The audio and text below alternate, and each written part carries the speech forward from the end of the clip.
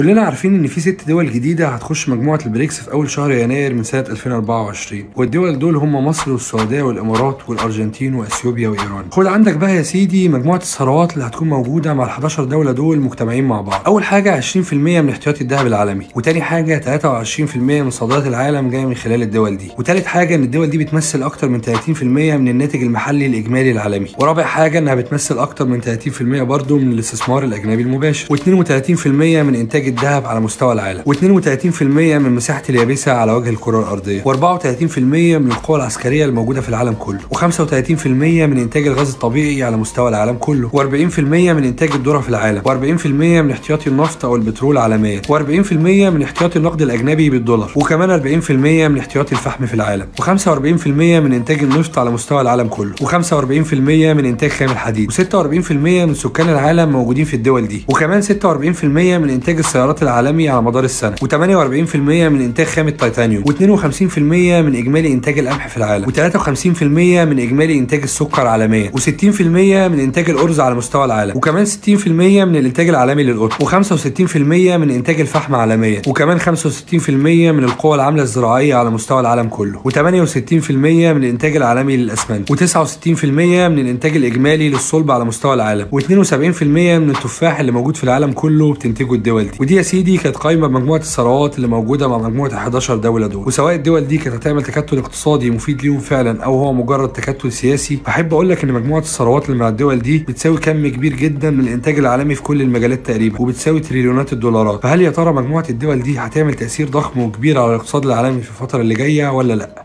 يا ريت تشاركونا بارائكم وتعليقاتكم في الكومنتات، وشكرا ليكم. سلام.